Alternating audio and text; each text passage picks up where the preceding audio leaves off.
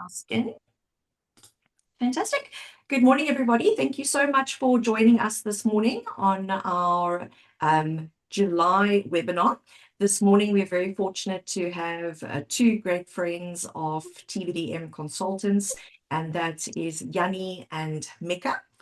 For those of you that are avid CakeNet subscribers or DSTV subscribers, you'll also recognize their famous faces from a reality show that they were on, and I'll give them an opportunity to tell you all about a very cool competition that they're running towards the end of the session this morning as well.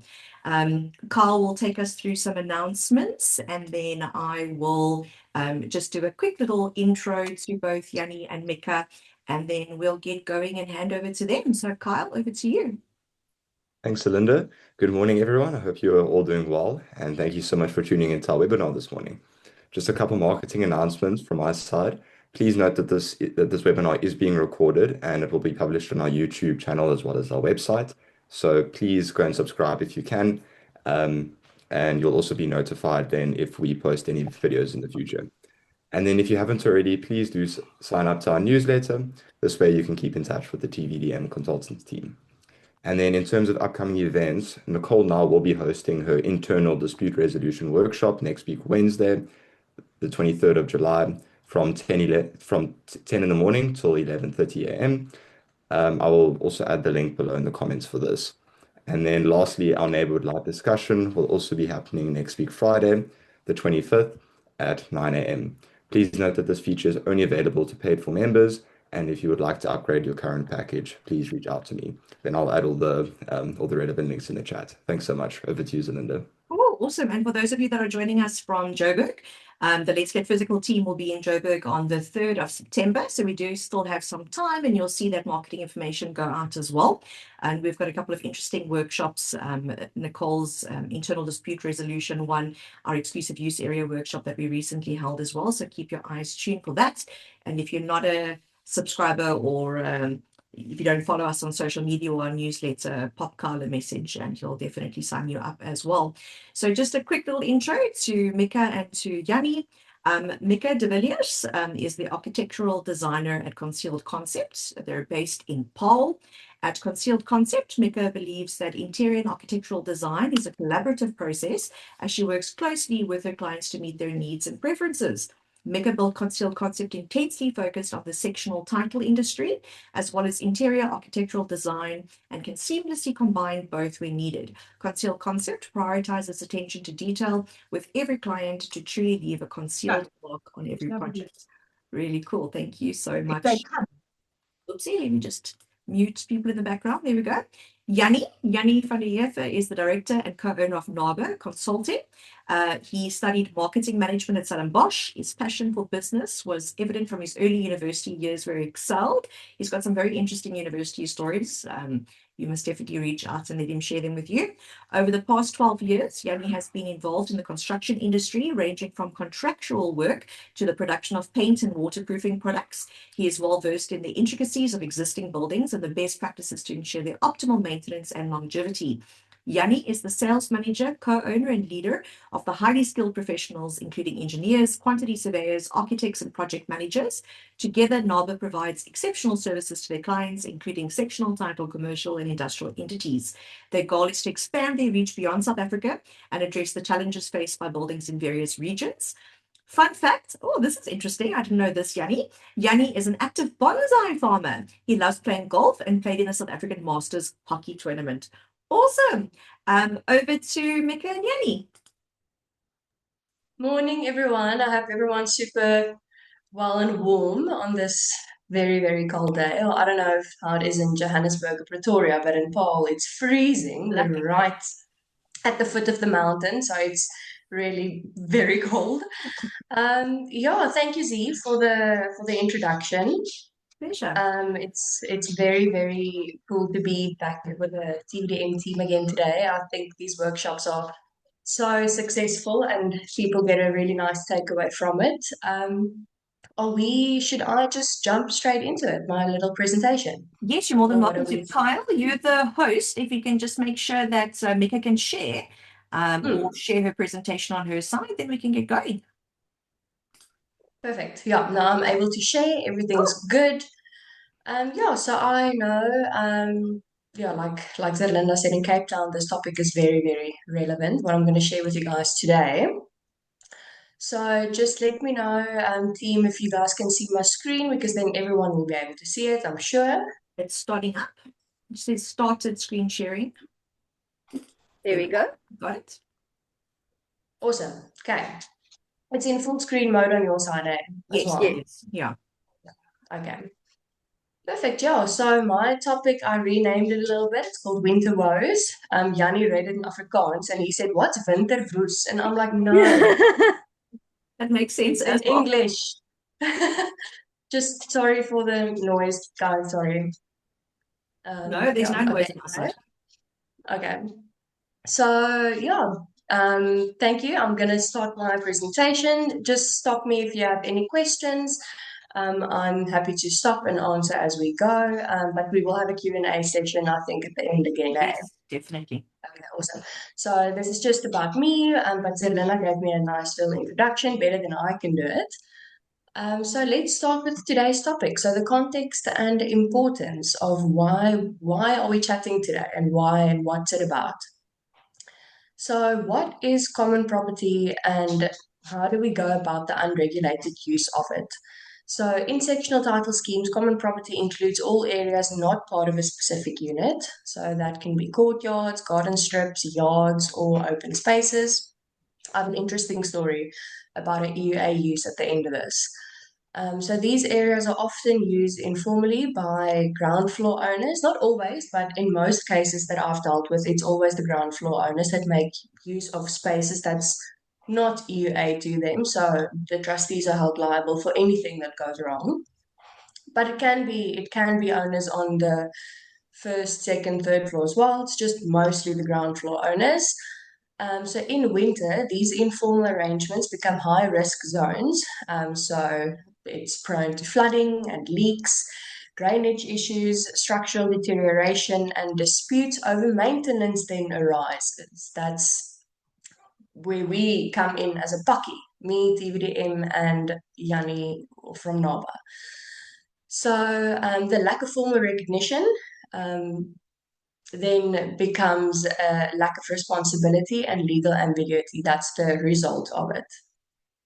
So winter case scenarios, these are real scenarios, some that we have dealt with or some that can arise. So these are seasonal problems and real examples of winter months. I'm just going to move this block up. Sorry. Here we go. So block drainage behind units, informally enclosed gardens or extended patios disrupting water flow. That's one case scenario that is very, very relevant and real. Leaking roofs where balconies have been enclosed informally. Water ingress into lower level units due to altered landscaping or paving in common areas. This is one thing that I can't iterate and speak about enough. You can't just take out paving, because I'm saying this because I had my parents in their estate that they just completed. People are ripping up the paving and not thinking about what's going underneath it. People are not thinking about it, and that's why we have engineers like Naba to lead us and tell us, like, listen, guys, you can't just tear up your paving and go on as you need. It doesn't work like that. So another case scenario is that frost damage or water pooling in areas claimed as private by the owners, but not formally registered.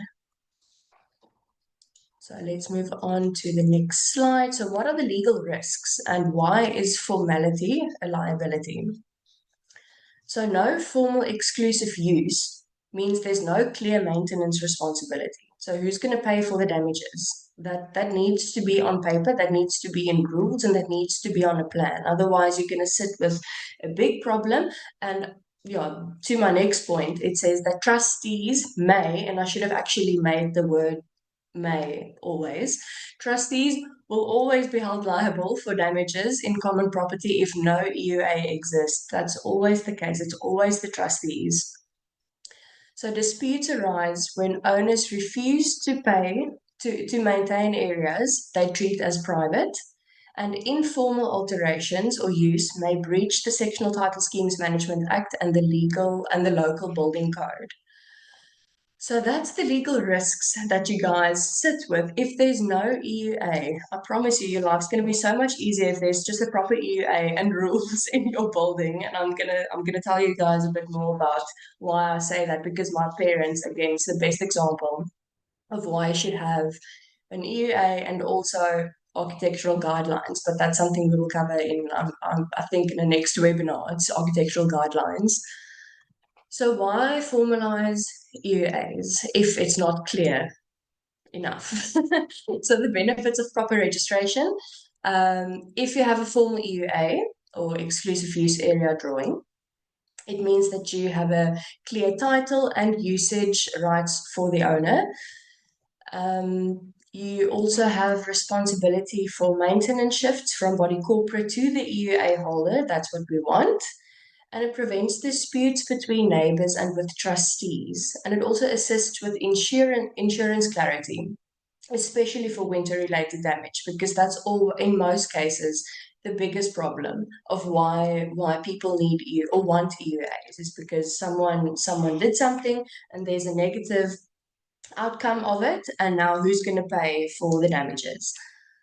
So this also then enables better enforcement of boundaries and rules.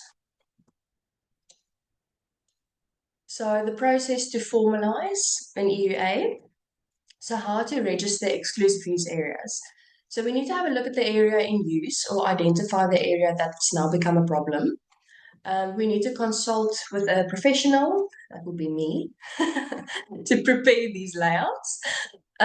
So we need trustee and member approval at a special general meeting. Special is now special and general all in one.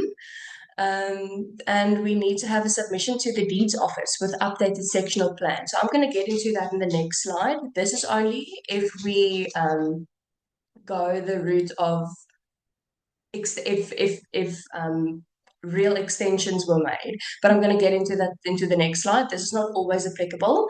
And then the last point, amendment of the conduct rules or allocation via the title in the sectional plan, but it depends on the method. So which process to follow? There's two ways to go about EUA formalization in a sectional title scheme. And the first one is registration via the sectional plan. So a land surveyor or architect prepares a sectional plan of the extension, including the EUA layout. You always need an EUA layout. So sometimes it can be backwards as well. I have a case now in Sea Point where I did the exclusive use area first, but the sectional plan is also going to update. But you can do it. Like I tell the client, you need to update the EUA in any case. So the next step for the registration of the sectional plan would then be lodged with the Surveyor General and then registered at the deeds office. And then the second method that you can follow is just the allocation via the conduct rules. So EUA rights are determined and allocated in the conduct rules, and then the EUA drawing is drawn up by me. And then we require a special resolution and submission to CSOS. And that is what TDM does, and they're great with it. And we always rock the party when it comes to allocation via conduct rules. So that's the two processes. Could I interrupt you? Could I interrupt you for a second, Mika? Just a little shout out: the exclusive use area layout plans that you've prepared for clients of ours is really the best exclusive use area layout plans that I've ever seen in my career. Oh, thank you. The amount of detail that goes into it is really crazy. I mean, we've seen some interesting layout plans before, hey, Nicole, that goes to the CSOS. And interestingly, at least in my experience, Nicole, you can tell me if they've gotten a bit better.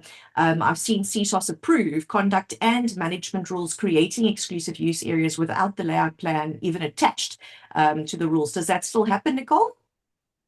I must say they have gotten a lot more, I I don't want to say that word, but competent. Shoot. Competent with Yeah. picking up when those things are missing. And I've even had it come back to them where we've just submitted rules that we didn't prepare on behalf of other clients, and then there was actually a mistake where it was the wrong allocation. And they also picked up on that. They were like, the allocation that you're showing is not being shown on the plan. And I think that's also quite a big confusion for a lot of people. And that's what I like about Mika's plans, is that she does the allocation on the plan itself. Like it says EUA balcony, whatever. And then there's like a little line that says to section 67. So you don't even need those separate documents. You can just attach Mika's layout plans and it's got everything on it already, which is really awesome. Yeah. Something important that you said there, Nicole, and I'm sure it's advice that you give to your clients, Mika, is that when it comes to the schedule of allocation, you need to allocate exclusive use areas to sections and not to individuals. Years and years ago, you used to allocate exclusive use areas to people, and then when they sold and moved on, those exclusive use areas no longer existed. So it has to be allocated to sections. And then the other thing, and I'd like to hear from you, Mika, your experience with going to meetings. It isn't a legal requirement to table an amended sectional plan to the members to get their resolution. So it is something that is normally done after the resolution. But when it comes to rule-based exclusive use areas, you have to submit the amended rule, the layout plan, and the schedule of allocation to the members in order to get their resolution. Is that normally done in your experience? Yeah, I 100% agree with that. Yeah, and I also just wanted to touch on the why it's an interesting story that I had for a client in the CBD. This is now why EUAs should be attached to sections and not to people. So he wanted to put solar on his roof, and solar is becoming a very, very popular thing now to claim roof space as EUA. And he was the penthouse owner, but the roof was common property because obviously it belonged to everyone who's living in that building. But he wanted to put up solar, and I attached the EUA or the rules to the section and not to the owner, because now he can resell his home or his penthouse with roof space already allocated to that unit. So it uplifts your property value as well. So you get more house for your money, if that makes sense, or more area for your money by having something as a EUA. So that's another benefit. Not only does it make legal reasons or maintenance reasons a tiny bit easier to understand, or to kind of get away from major fights when it comes to those type of things, you also uplift your property value. And that was his main reason for doing this, is he wanted to get the most area for his property. So that's an interesting one. Yeah. Sorry, Mika. I think also just adding to that, I think an EUA is also a good idea of that, adding more value to your property, not an extension of a section, because I know in a lot of schemes, like, excuse me, if that owner had perhaps, sought maybe the route of going the extension of the section, from my experience, other owners in the scheme might not have been happy because they would have had an increased participation quota, therefore giving them a higher vote. And it could have meant that they would have had to apply for like additional bulk if it was, or like they would have had to approach the mortgage bondholders if it was more than 10%. So there's just, I think, a lot more administrative legalities that need to be complied with if extending a section. Whereas if your main focus is to add value to your property, there's a much easier way to do it, which would be through the creation and allocation of an EUA. 100%. I'm just checking if you guys can still see my screen, because I don't know. Yes, you can. We're also Okay, because Okay, because I saw this little block at the side with everyone's faces on it and now it disappeared. And I'm like, oh, did the whole presentation go now? No, still yeah. Okay, cool. Yeah, so the biggest question that I ask, and I think that people, it's a very easy concept to understand, but if you don't know it, it can be very confusing and overwhelming. So if I can sum it up in a very easy way or easy way to understand is when is it a sectional plan amendment and when can we just do an EUA and also change the rules of the building. So I always say if the area is there and no structural changes were made, it was there in the beginning, it's now just someone who's making private use of it, then in most cases, not all, every case is so different, and that's why you have me and TVDM to tell you and guide you which process to follow. But if there's in 80% of the cases, if there's no structural changes made, then we just go the route of updating the EUA plan or allocating a new one, and then updating the building rules or creating new rules. But if there was a structural change or alteration made to the building, then it's in 80% of the cases, I'd say 90%, maybe 100, a sectional plan update. And then we need to go to the deeds office, we need to go to council.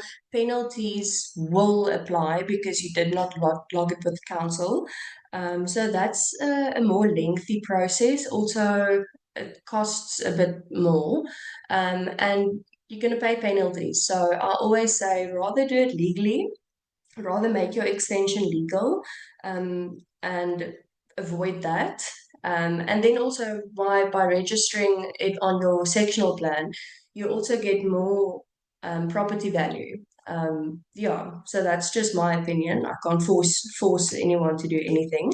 But yeah, that's just my advice. So just I think the easiest would be if you have a scenario is to consult with me in TVDM and then we can guide you through what the process is. So who should drive this process? And it should be proactive bodies, corporate and owners. So trustees should audit unregulated usage annually, especially before winter, like we said. Owners benefiting from informal use should be encouraged to formalise. And this is a very important one. The next point is managing agents play a key role in identifying risks and initiating the process. And also a professional team, like an architect or a land surveyor or conveyancer, can guide with minimal disruption. Guys, it's actually such an easy process. It just depends on the process that we go for. If it's just the EUA allocation, my timelines are, I'd say, 7 days, max 2 weeks. However, with the sectional plan update, it can be a bit longer. If there were structural changes made, I always also say that if there was a structural change made and the sectional plan needs to update, we'll also get Naba in to do a structural report. Just first, in the first place, see if the structure can actually support what the use is and what it's made use for. So that's also another conversation. But Jannie is here for any questions at the end. So the biggest question is, what does it cost and what's the value? So what does it cost and what does it prevent? So in my opinion, it's minor legal and professional costs involved in registration. It's not hundreds of thousands of rands. Depends if we're going to go to the sectional plan update, depending on the extent of sections added, it can be expensive, but in most cases, it's really not a big cost. So by going this route and formalizing EUAs and sectional plans, you avoid special levies due to water damage on common property, you avoid legal fees from neighbour disputes, and you also avoid compliance penalties from council, like I just mentioned. But what you gain is long-term property value preservation and improved scheme management, and that's what we all want. So I want to hear from you. This is a little Q&A, and I'm going to open the floor.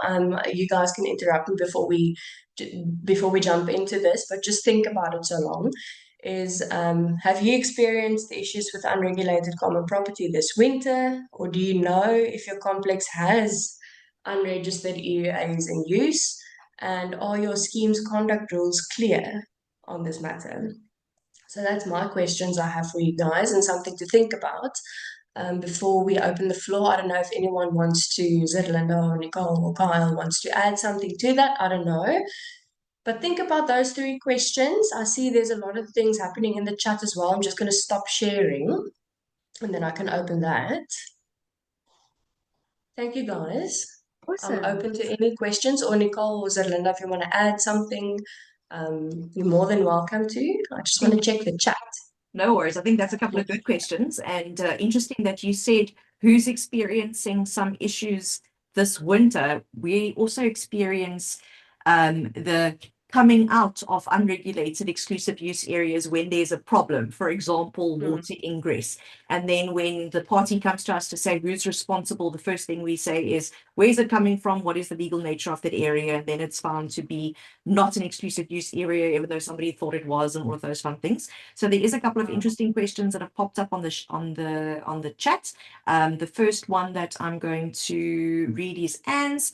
When taking a garden away to create parking bays, is that still done through the conduct rules, or should it be done via the sectional plans? A trustee with an EUA parking bay said it's unfair to benefit other owners with created exclusive use area parking bays. We heard that a lot, eh?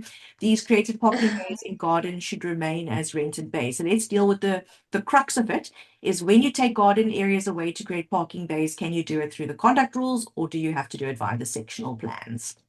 Mika, do you want to jump on that? Yeah, so I always have my opinion, and then I also always sit with my team and then we discuss the matter. I always get a second input and also a second opinion. Jannie is also great for this. So there's so, like I said, there's so many ways to go about a scenario, but I almost want to say for that, when a garden is taken away to create parking bays, that's a structural. If you're gonna put tar down and create, that's also a town planning aspect. If you're going to put tar down, that's a structural change that you make to the property, and also you're adding more space to a space, if that makes sense. So that's, like I said, a town planning issue as well. Not issue, that's the incorrect word, but you're adding more space. So I think that's going to be a sectional plan update. We're going to need to update the site development plan as well, because now more space is allocated. Yeah, that's my opinion. Like I say, I always sit with my architects as well, and also with my team to get a second opinion. But that is my feeling for a case like that, because we are making a structural change at parking, especially if it's covered as well with a pergola. That's also another question that they're asking, because that's also a structure. So yeah, that's just my feeling. But yeah, like I said, I always get a second opinion, but I almost want to say that's the route that we should go for that. Also, Sectional never plans. forget to look at whether or not those parking bays or garden areas are common property or exclusive use existing. And then when you are going to do away with or change common property, you have to go the route of an improvement or alteration to common property as well. So it's quite a complicated one, but you're 100% correct, Mika. There's so many different ways to look at it. So many different ways to skin a cat is the saying, and definitely a couple of different options. We normally get asked, what is the cheapest and easiest and quickest process? And then it most certainly will, in terms of the conduct rules, maybe, hey? Nicole, maybe not so much so. Ian asked the question, what about maintenance of an exclusive use area? The body corporate is responsible for maintenance, but can they charge the section owner the apportioned cost of maintaining the exclusive use area, especially needed where a part of the roof is given over for solar panels and the body corporate is responsible for the roof overall? So Paul, you must, as the body corporate, recover a contribution for an exclusive use area. We've got an interesting CSOS adjudication that we were part of, and Nicole, we can ask Kyle to share it when we share the link of the recording, where the CSOS found that the body corporate must recover exactly the cost that it is going to incur for exclusive use areas, which we know in practice is impossible. And if there is any estimate of contributions that is not sufficient, the body corporate has to bear that liability and not the holder of the exclusive use area, which we don't agree with, but it's an interesting one. So yes, they most certainly have to recover it from the owner. And then I think we'll take one more and then we'll hand back over to you. If a wall of a section falls within the garden EUA and needs maintenance, who is responsible? If it's body corporate, does that come out of the exclusive use area levy? I think that was pretty much answered by the question before. Yes, it is needing to be taken care of or maintained, repaired by the body corporates, but there is an exclusive use area contribution. And Mika, this is something that you probably, well, you do deal with in your layout plans. I've seen it, but you probably come across often is the extent of the exclusive use area. So often we get asked, until where is the exclusive use area, or where is the boundaries of the exclusive use area? And if you look at some sectional plans, it will say to the midpoint of the wall, to the inner face of the wall, to the outer face of the wall. But if that plan is silent, it's the entire exclusive use area and any structures on it. I know on your layout plans, you actually do specify exactly the extent of the exclusive use areas. Is that advisable in preparation of these documents? Yeah, like I say, there's always, if it is subject to the matter that we're dealing with in the EUA, I'm gonna use the C point. What's it with C point? It's Shoreham as well. Anyway, it was for the roof allocation of solar panels. I had to get everyone's yes word saying, yes, we are happy with this guy having 29 square meters of space allocated to him on the roof. We need everyone's approval. Well, that was the case for that one. And then also with another building in Sea Point, we also had to, it was a case of specific square meters that needed to be allocated to owners in the building. But then again, we also need everyone's yes word for that. We can't just allocate space without everyone being happy because it was common property. So yeah, there's a lot of ways to deal with things, but if it is a matter of I need to allocate a certain amount of space to someone, I do that. It's not always necessary to allocate or to indicate the space amount that someone's getting. It's not always the case, but when it is so specific, I do that, and it also makes the PQ allocation easier to understand. So yeah, but it's not always necessary to answer the question. It depends on the case. Thank you, Mika. No problem. I'm looking at the no, not the cat. I'm just looking at more questions. Sure. I don't know if you want to maybe hand over to Jannie and then we can type out some of the answers to the questions. Otherwise, we can attend to it a bit later on. I see that we've got about 25 minutes left. Yeah, Jannie, if you want to touch on a few maintenance things from your side and why you highly recommend getting this done, we would appreciate that. Jannie is actually in the same house as me, but he's sitting in the lounge. Okay. I'm in the office. Good morning, everybody. Yeah, thanks for your time. I see there is a few people all the way from Johannesburg to Strand. Ciliana and them is also on. Hello, everyone. Yeah, obviously in Cape Town now we've got a lot of rain and maintenance issues, and we do come across this situation of whose responsibility is my balcony. I think that's one of the biggest things we fight about, and or where trustees and owners fight about. Where is this maintenance section? You know, who's going to be responsible for the water inside my living room? So we have a situation now where the clients on the 17th floor and they've got a small balcony, but the water is literally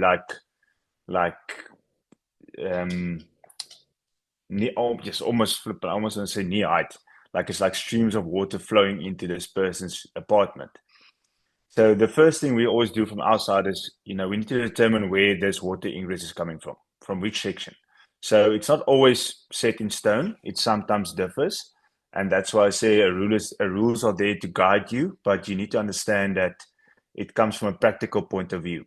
So if it's from a balcony and it's your exclusive use area, it's part of your section, that responsibility is then your section. You need to be responsible. So whatever water ingress, if your waterproofing is delaminated or your full bores or something is not, it's your cause that's causing the issue, then that responsibility stays on you. Then you have to fix it. It's not because it's outside of the building, now it suddenly becomes the body corporate's responsibility. But we have a scenario now where water is, excuse me, coming from a balcony and parts coming through the cavities. So that's one big thing that we've struggled with sorting out in the past, and that's waterproofing and ingress from cavities. Because the question comes down, whose responsibility is it? Because it's in the median line, so it's in the middle. So the cavity is in the middle. We always say it's part of the structure, so it becomes body corporate's responsibility, and they need to sort it out. And in most cases, it turns back to that side. So make sure that the body corporate handles all the cavity and cavity reinstatement. But then, what becomes a big issue with us from our side, excuse me, frog in the throat there. What becomes a big issue on our side is when waterproofing is also an issue. So you've got your cavity, and that's where the weep holes usually sit in cavity buildings. I know Joburg, there's a few buildings that don't have cavities. But with cavities, it's very important to understand the body corporate responsible to waterproof that section onto the balcony. When you've got two different contractors, so a lot of times the guy says, I'm going to use my own contractor to sort out this balcony. It becomes a very big problem because now you've got two contractors sorting out a waterproofing issue that's directly connected on the point where the water is leaking. So you've got one guy sorting out all the DPCs and cavities from the top, and then you've got waterproofing guy coming in. And I've seen weird stuff. People taking, products that's meant for brickwork, siloxane sealant, and spraying it over balconies and saying it's going to waterproof it. And yeah, if the balcony is leaking, make sure you get a professional either specified from a supplier. There's Sika, ABE, Mapai. There's a lot of waterproofing suppliers that will come out, or contact a consultant, engineering consulting company to come and specify how this must be done. Because there's no halfway to do that balcony. You need to make sure any water ingress from that usage becomes your responsibility. So if the damage is done by the balcony and the owner has got exclusive use to the balcony and it's part of his section, then he must sort out the balcony and the resulting damage. So there's a lot of times they claim, okay, but I've sorted out this balcony, and obviously all the legal eagles are online here. If the balcony is sorted out, then a lot of the time the fight comes, okay, but who's going to sort out the resulting damage? Because the body corporate is now, I've seen a few emails where that comes to our offices where people say, well, I fixed the balcony. The body corporate fixed the balcony, but now they say the resulting damage is my responsibility. I must claim it from my insurance or from my people. So I always go, well, if the balcony was the cause of the leak, then the resulting damage is the cause of the balcony. And then the person that fixed that, because you didn't maintain it, you're responsible now to fix it. So a lot of people that will disagree, and everybody's got their own opinion. And that's why I said for me, it comes down to a case-by-case scenario. We do a lot of flood tests on balconies to say, well, it's because a lot of owners go, it's not my balcony, it's leaking, it's your cracks in your wall. Then I go, it cannot leak through the cavity except the DPC is incorrect, and then the body corporate must pay anyway. So let's flood test your balcony. Let's see if there's red dye coming out everywhere. Well, then it's your balcony. Then you must sort it out. But the nice thing to have is to have someone that can give you a cost. You say, listen, if you are going to flood test my balcony, because sometimes it is destructive because they close the outlets and, they work on it, then I must be ready to pay the 5, 10, 20, 30, 50, 62, 100,000 Rand, whatever the balcony is going to cost. And we've got balconies now that's 275,000 Rand. The guy needs to re-waterproof his balcony and he must pay 250,000 Rand to do it. His balcony is causing a lot of issues to the body corporate area, which is common prop. So now your balcony is causing issues to the body corporate. So you need to fix it. And then so there's a lot of things, but it's good to have exclusive use plans in place and to make sure the rules clearly states whose responsibility is that section. I know a very gray area as well is when we're installing solar onto roofs. Because what if your solar is now, let's say we need to clean the roof or replace the roof? Whose responsibility is it then to take off the solar? So if the exclusive use now is allocated, then the body corporate can, get that charges and make sure the solar panels are removed and reinstated. But then it becomes a risk factor. So yeah, it's a very gray area. I tend to believe that if you install solar onto someone else's roof, you're responsible for that roof. And if we need to replace the roof or there's leaks or anything, you need to check it out from your section. And then if we need to replace the roof, then you must take off your panels, we replace the roof at our cost, and you can put back your panels onto that. So that's just if you have to have it in a logical sentence and not go into any detail, then that's something I will definitely recommend going forward. But yeah, from a maintenance point of view, good luck with everybody in Cape Town, because I know it's raining a lot. I know all the managing agents are jumping up and down because it's leaking, and yeah, like Nicole said, the cat is wet and everything. So at the end of the day, it's important to, just sit back and take emotions out of stuff and think logical. If your section is causing damage to a building that you don't own the exterior part of, you need to maintain it and make sure it doesn't leak. That's the important part. So yeah, I know some body corporates do it differently. They vote on it and they say, well, all balconies, all exterior, all putting all windows as part of body corporate. They pay additional fees to it, and they say, well, all maintenance is part of the exterior. Exterior maintenance is part of the body corporate, and that's it. So yeah, it all depends on the rules as well. So if there's any questions on it, it's welcome to send it to the team and say, okay, we've got the situation. How do we handle it? And then we look at all the documents, we look at the rules, we go to the building, we check what's the issue, what's the problem, and how can we solve this problem for the clients. Awesome. Thanks so much, Jannie. So I think listening to Mika and listening to Jannie definitely. Oh, sorry, Linda, yes. to interrupt. Sorry, No. I was trying to unmute myself, but something weird happened. Just adding on to Jannie's points about the, when you spoke about, you put solar panels on the roof and it's now an EUA area, but now the body corporate needs to fix the roof or do something like that. So I think it all just ties in with the importance of legalizing exclusive use areas, either in terms of the rules or if you're registering it. And if we are assisting a scheme, those issues of liability for damage or indemnification of the body corporate for any resultant damage experienced by an EUA, those are things that we would then specifically note in the rules, or if it's a registered exclusive use area, we would specifically note that in the resolution to be passed, that upon creation of this exclusive use area or whatever, the owner is going to take liability for XYZ maintenance, and the body corporate will only be responsible for the structural maintenance of the roof. And if they have to remove the, let's call it the solar panel installations for that purpose, the owner will indemnify the body corporates and all of those things. So it all just, ties in together. It's one continuous cycle of a process. Yeah. So just to follow up on that, it is very clear how something that somebody might consider to be quite easy or easy to fix or not important in the greater scheme of things really is, and that it does involve a couple of different role players as well, which is why we do work so well together in this particular issue of identifying liability, responsibility, the different options, the different methods, as you called them, Mika, to actually formalize all of this.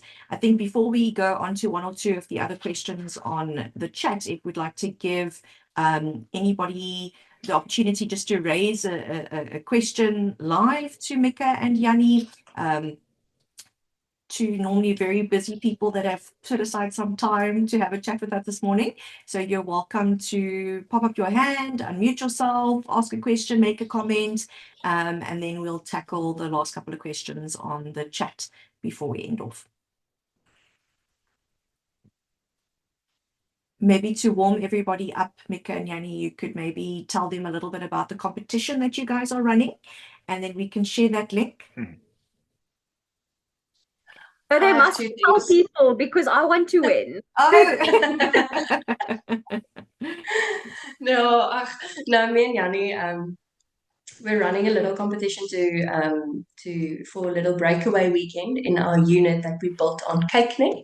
So that's on our Facebook page, Mika and Jannie Klein Paradise. But don't go onto Facebook now. First listen to this webinar, and then you can enter in your lunchtime for the competition. But it's on Facebook, Mika and Jannie Klein Paradise.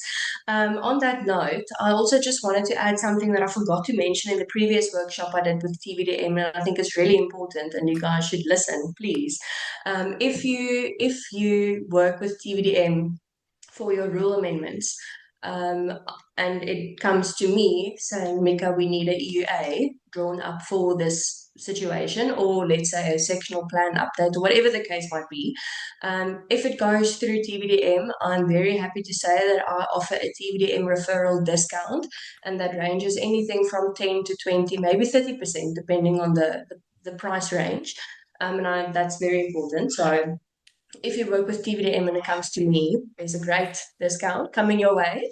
I forgot to mention that in the previous workshop, and I think that's so stupid because it's so important to say. Thank you. So yeah. Awesome. But if there's any questions, please let us know.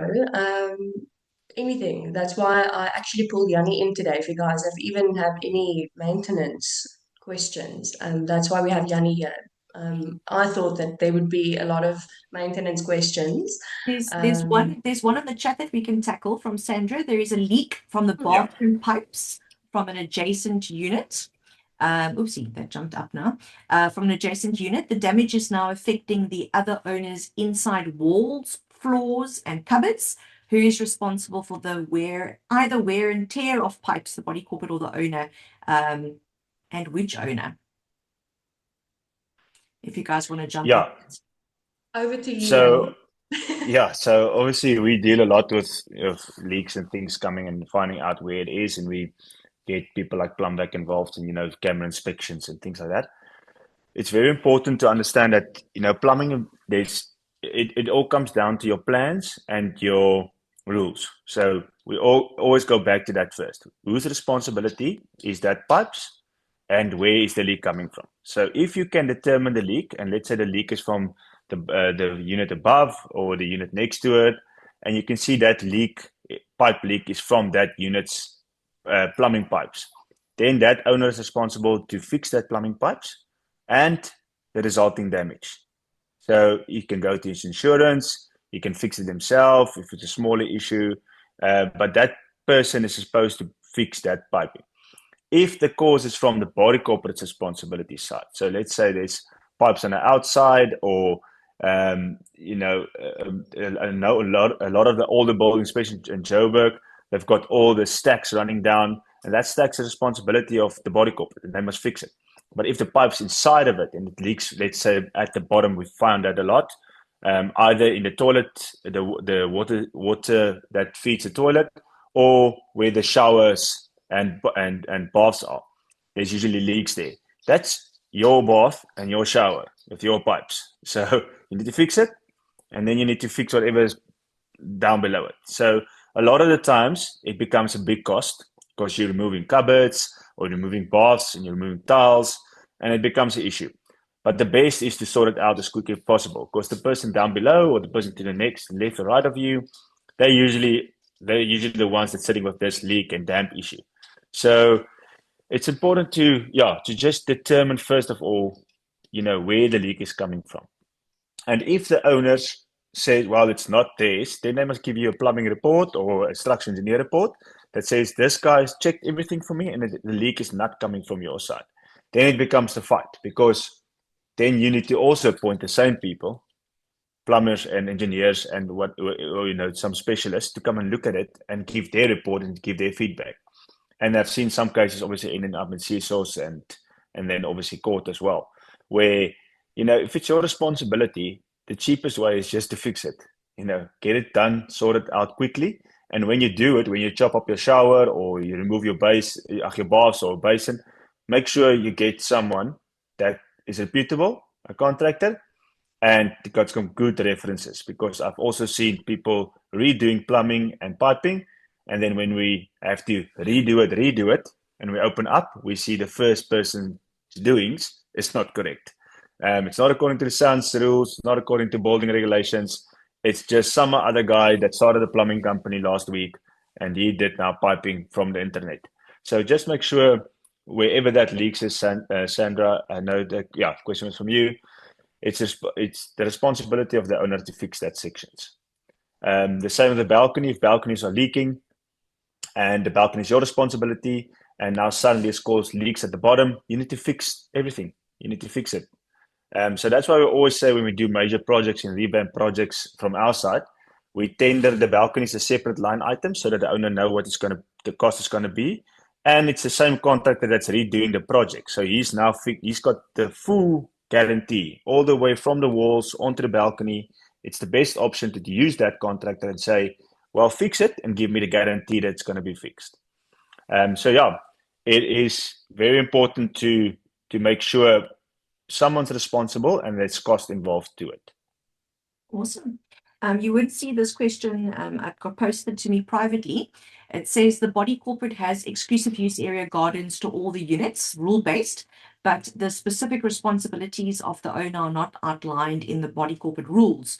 During storms, water flows from the common property into the exclusive use area, raising questions about drainage responsibility. Who is therefore liable for the associated costs of damage to pools, etc.? I think the drainage one is a very interesting one. Yeah, look, so drainage systems in most sections and most common property areas, the drainage system is part of the body corporate structure. So that's the exterior part. So any gutters, if there's gutters, sometimes the gutters in some HOAs fall, it's the responsibility of the owner, because that's, taking water away from your unit. But wherever that water goes into, stormwater drains, plumbing, sewage, all that type of things becomes the responsibility of the body corporate. So if the cause can be proven that the cause is because you didn't clean your stormwater drains and the body corporate didn't maintain that, and it's now causing damage to my unit, you may need, some TVDM input and some documents from TVDM and a paper or two, but you can then fight and go back, well, you need to now fix this matter for me. So, the biggest thing that we get, Zelinda and team, on our side is the people always goes back, okay, what it's going to cost me, what is this going to cost? And then you get a quotation, and the first quotation comes in at 50,000, and the next quotation is 375,000. And again, it's very important to get someone independent to go and say, okay, measure the quantities, look at the problem, draft a specification, get some input from other engineers and professionals, and then say, okay, guys, to solve this problem, we're going to do X, Y, and Z, and it's going to cost X, Y, and Z. Then you go to your rules and say, okay, that part of the cost is your responsibility, so you need to pay that, and we'll pay this section. And then the fight quickly goes away, because everybody wants to make sure I'm paying for my section. And I think that's just fair. I don't want to pay, like you say now, that question that was raised, that people said, okay, but yeah, the stormwater caused issues to my unit. No, that's not my problem. Your stormwater, your valleys, your outside area is now causing issues to and I'm not paying for that. It's your section. So your section is now causing damage to my section, so you need to fix it. And yeah, as soon as you just sit down and discuss it amicably, and everybody's like, okay, I understand. And then I go, okay, that's my cost. I fix it. Let's get it sorted out. And then again, fixed by a professional to make sure it doesn't come back. Awesome. So just from my side, two things that a lot of people online might think, oh, they don't have any problems in their schemes. All our exclusive use areas are sorted out. We've got good rules. We've got our maintenance, repair, and replacement plan in place. We've got no big projects, anything along those lines, until, of course, they find out something that they didn't know. So we always recommend that, you make sure that you've got your conduct rules and management rules. You make sure that you've got your sectional plans, your layout plans, all those fun things. You do a walkabout to make sure that there hasn't been any unauthorized work. Mika can come and walk the property with the sectional plans to find out, is there any extensions? Are there areas that are being used for a different purpose? Should this be a balcony, but now it's been enclosed? you know, where municipal approval is required, where not, where there's extensions, where exclusive use areas need to be done, all of those fun things. From Jannie's perspective, you know, the statutory requirement is there that we do have to have an up-to-date maintenance, repair and replacement plan. The nice thing about Naba is they got about, correct me if I'm wrong, Jannie, there's about 4 different options that you can look at. I know we were in back and forward email correspondence about a particular body corporate, you know, which option should they go for, that you don't have to rehash the entire plan every year, you update it, the cost gets cheaper, all those fun things, when it needs to be done. And then, of course, project planning, something that I really appreciated in my role as a professional trustee in one of the schemes was when we got a whole bunch of tenders from different contractors. And, you know, other than just Googling them, you know, you were able to say, well, I've worked with them. You know, these are the problems. These are the benefits. We recommend this company. We recommend that company.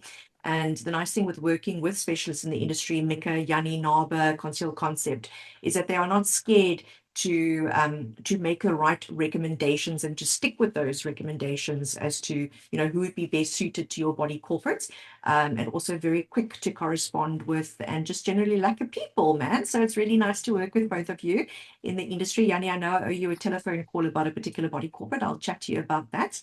Jannie, wasn't there a special that you were going to offer on something that you guys do as well? I feel like we twisted your rubber on, or am I confusing? Yeah, no, definitely. So obviously, you know, we all start with, you know, what's the planning and budget, and I think a lot of body corporates neglect that part of 10-year maintenance plans. So we'll definitely give you some discount if you know, for 10-year maintenance plans. Awesome. It's important to get that right, because as soon as you do a 10-year maintenance plan, you iron out all the sectional part things as well. Okay, because I mean, the body corporate's only responsible to maintain the body corporate's responsibility. So you can quickly then say, okay, but that is now, okay, but now it's not on the plan. And then you can go back to Mika and TVDM to sort out the exclusive use of balconies, because it's not a plan, so it must be on the plan. To give you a good example, one of our body corporates has enclosed, so they've allowed and say, okay, you can now enclose your balcony at the bottom, but it's on the bottom floor. So the bottom floor is all exclusive use and common prop area. But now this guy has tiled, and he's enclosed it. So he doesn't. It's not just adding the exclusive use area. This is now it needs to go to council. Its sectional plans need to change. It's not just, oh, okay, that's now your area, you can now have it, you're maintaining it. He's now enclosed it. The problem is he didn't enclose it according to the regulations.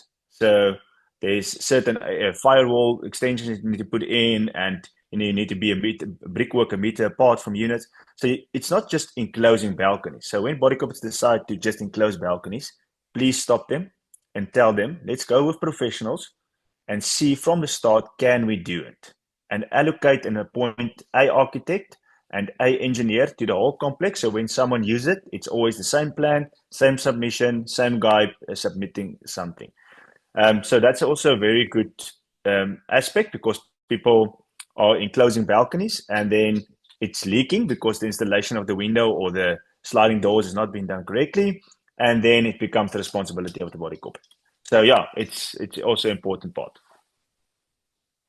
I always encourage people or trustees or anyone calling the shots at a building to not just say yes to any extensions. If everyone is happy with whatever the owner is going to be doing, it's not necessarily the right way to go about something, because now, Jannie, I know what project you're speaking about. It's a big one, and it looks great. Like, don't get me wrong. I see the vision of what they try to do, but they spent all that money to enclose a part, and now I'm coming in and saying, listen, you can't do that. It's not, you're never going to sell the property because it's not on paper, number one. It's super illegal. And now you wasted all of that money because now we're going to rip it apart, do it the right way, and now you're going to pay again. So just do it right from the get-go. You're going to uplift your property value. You're going to save money, actually. It's not going to feel like it then and there, but when someone comes in and tell you it's so illegal, we have to rip everything down, then it doesn't make sense. So yeah, I know what project you're speaking about, DVDM. That one's going to come to you in the far future. But yeah, I always say just like rather get a professional team in and see what's the right way to go about things before you start with any extensions or enclosements. Really, that's just my opinion. Yeah, I think also we had a quick chat about parking bays, and there's a lot of things like enclosing certain sections. I see there's one on the sectional title Facebook group where people enclosed, or the question is now, is it an enclosement? Because some has really enclosed their laundry section, and other ones has like just put up fencing. It's still your section. So there's definitely rules. I know Aubrey and them also deal with it. There's definitely some rules where you need to make sure that it's the correct thing you're doing from the start. And Mika also look, that we go to the property, we look at the property, we look at photos. We make sure that when we're saying, okay, you can enclose it, and that's what you need to do, that's the way you need to do it. And people sometimes, we're now doing one project, as Mika mentioned, don't go backwards. We're doing a project in Cape Town now where we have to literally break down walls and things to create exclusive views and open areas again because someone has just closed it and started, creating garages. They literally started closing. It's the in and out of a building. So the one road you go in and the one you come out. And someone's literally put a garage in the out and created, and the body corporate has made their own decision to say, well, everybody can go in and out in this one under the road goes under the building. Yeah. So the right hand side they've enclosed, made a garage, and that happens 3 times. So now the owner who bought that place said, well, here's the plans. It was signed off, and someone somewhere knew someone at the municipality, and someone just signed. Yeah. And it's a mess now to get it back. And that client's now losing that space because it was done illegally. So it's important to get some professionals involved. And if you've got any questions or any issues at a building, feel free to send them to us. Send some pictures and say, Jannie, we've got the situation. How can you help? How can we get it? We send someone out. We can look at it. If we need structural engineering reports, we send you quotations on that. Or if we say just seal the window, then just seal the window. Sometimes it's small issues that's creating a lot of havoc. Yeah. And unlike us as attorneys, you don't charge everybody from the moment they start corresponding with you. You actually give a lot away for free before the contract gets signed. So people can we try to without any fear. we try to help people and get them to understand, but it's also important, same on the sectional title, people post questions, but they don't give you the full detail of it. We need to know everything. So when you send me something, say, Jannie, we've been battling with this for 5 years. We switched trustees 7 times. Various contractors work on this section. We can't stop the leak. It's on this balcony. This owner is complaining. So give us all the information. Don't tell us to go and have a look at the leak, and when we get there, someone wants to stab you with a knife because it's leaking. Yeah. So just make sure when you send information to any third party or any engineer, someone to solve a problem, contractor, make sure you give them all the information and as many photos close up and far away as you can, so that they understand, is there something they can solve. 100% agreed with that. All right, so your details are going to be shared on all of our platforms with a copy of the recording, and I'm sure that people would be very interested in getting hold of you. I know that email addresses have also been shared. Your Facebook page link has been shared, and if you don't have any of those details, you're more than welcome to contact us. Our email address is info@tbmconsultants.com, or give us a ring, reach out to us on Facebook, whatever it might be, and then we'll put you in touch with Jannie and Mika anytime. And then, of course, if you are looking to do your maintenance, repair, and replacement plan, let Jannie know. Just remind him of his kind offer of a discount, and Mika as well, of her very, very kind offer of discounts for layout plans. Thank you so much, guys. Have a rainy day and weekend coming up. I'm going to go make a coffee key and kry lekker warm. And I'm sure that we'll be chatting again soon. Keep well, everyone. Thank you so much for joining us. Until next time, keep well. We'll chat again to you very soon. Bye, everyone. everyone. Thanks, Thanks. everyone. Bye bye.